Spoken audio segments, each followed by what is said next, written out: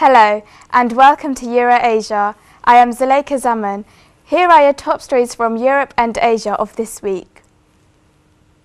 Women who are living in Europe are no better than their counterparts in other parts of the world, with more than half of the female population admitting to some form of sexual harassment, finds European Agency for Fundamental Rights in its latest report based on a survey on violence against women across the EU member states. Such alarming findings in the survey mean that policymakers need to recognise the extent of violence against women and ensure that responses meet the needs and rights of all victims of violence against women in practice and not just on paper. A serious situation also persists among young women of the 18 to 29 years of age group, with 20% of them having faced cyber harassment. The survey, based on interviews with 42,000 women across the EU, who were asked about the experiences of physical, sexual and psychological violence, including incidents of domestic violence. On Thursday, NTV Europe held a media workshop for the young generation. Many of the local young adults attended this workshop. Sabrina Hussain, CEO of NTV Europe, Mustafa Sarwar, Director, Robin Haider Khan, Head of Broadcast, Ashraf Karim Rajan, Mithu Azad, Moniul Hussain Majumdar and Joy Diproy dictated this workshop. Sabrina Hussain, CEO of NTV Europe, expressed that this event was for the younger generation in order for them to gain interest with their community channel, as well as encourage them to further expand their knowledge on media, also to develop their career options within the media department. People who attended this event got the chance to have theoretical and practical training on using the equipment in the NTV Europe office. They saw and used the technical appliances in the studio. In the future, NTV Europe will be holding many similar events for the younger generation.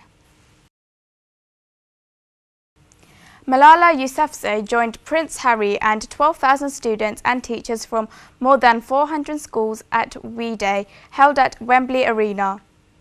Prince Harry was greeted with cheers and applause as he urged youngsters to help others. Students earned tickets for the London event by making a commitment to performing charitable acts locally and globally. He hoped that youngsters at risk could be helped by being spotted early, then supported and mentored by someone who has grown up in the same community. A Malaysia Airlines flight carrying 227 passengers and 12 crew went missing off the Vietnamese coast on Saturday as it flew from Kuala Lumpur to Beijing and was presumed to have crashed. Planes and ships from Southeast Asian states have joined forces to search the South China Sea for a Malaysia Airlines jet. It is believed that the flight flying towards Beijing has vanished into the waters between Malaysia and Vietnam. The plane disappeared at 6:40 p.m. Greenwich Mean Time on Friday, 2:40 a.m. local time on Saturday, after leaving Kuala Lumpur for Beijing. Malaysia's Transport Minister said there was no information on wreckage and he urged against speculation. Malaysia Airlines Chief Executive Ahmad Juwari Yahya said the focus was on helping the families of those missing. He said that 80% of the families had been contacted. Vietnam also launched a search, while the Philippines said it was sending 3 Navy patrol boats and a surveillance plane. 2 China ships have been set up as well. It is said that the passengers were of 14 different nationalities. Among them were 152 Chinese nationals, 38 Malaysians, 12 people from Indonesia and 6 from Australia.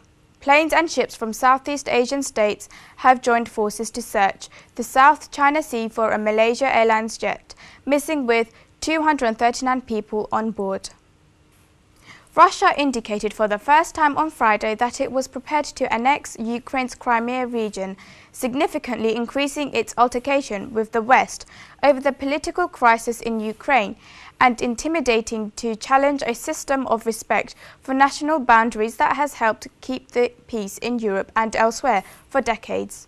Leaders of both houses of Russia's parliament said they would support a vote by Crimeans to break away from Ukraine and become a region of the Russian Federation, ignoring sanction, threats and warnings from the United States and other countries that a vote for separation would violate Ukraine's constitution and international law.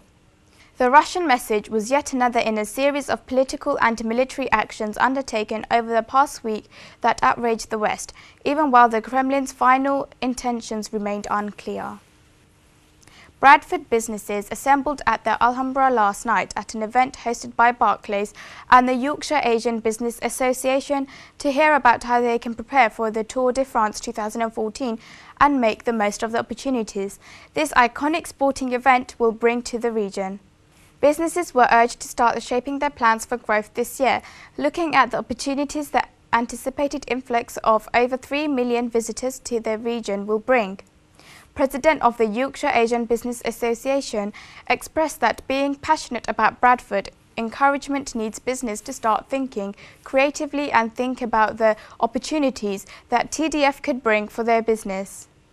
On the 15th of February, one of the biggest events took place in Bradford as Lockdown Promotions presented Desi Temptation at Rio Grande venue, featuring some of the biggest current British Asian performers from the music industry, including Nafiz Shahid Boss, Summer Blake, Flint G, Man E and Aishwarya, with many special guest appearances. Rehan Kayani was the host of the night. Crowds from all across the cities gathered at the Bradford event as tickets were sold out fast. There was also an official, exclusive after-party held at Sham Shisha Lounge, led by Summer Blake, as the entertainment continued through the night. Sponsors of the event included Janan Bradford, Flower Farouche, and supported by Keeley Youth and many event organisers involved with making the night successful.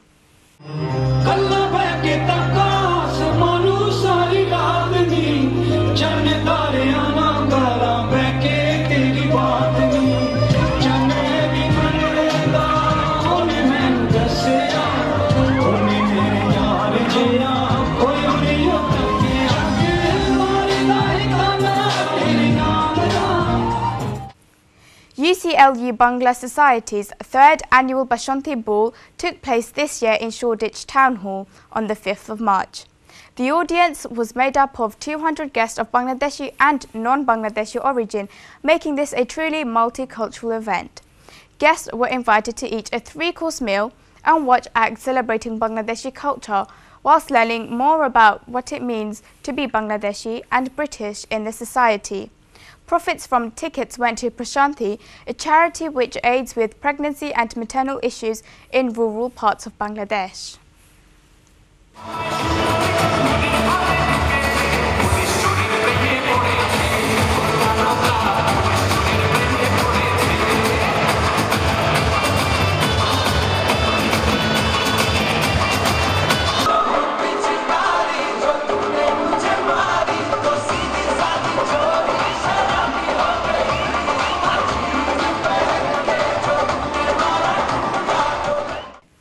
Asia Cup 2014.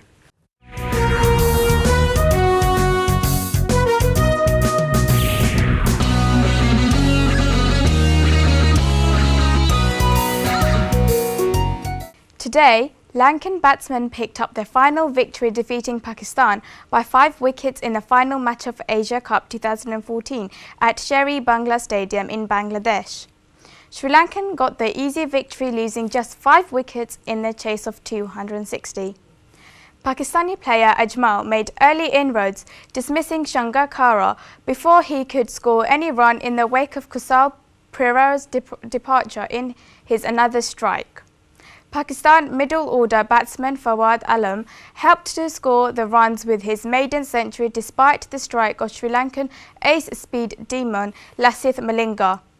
He scored 114 runs off 134 balls, remaining unbeaten. Earlier, Pakistan won the toss and elected to bat first.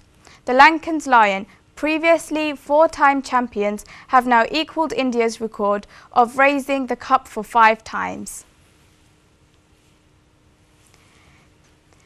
Those are the top stories of this week. Thank you for watching. Please join me again next week. Stay safe and Allah Hafiz.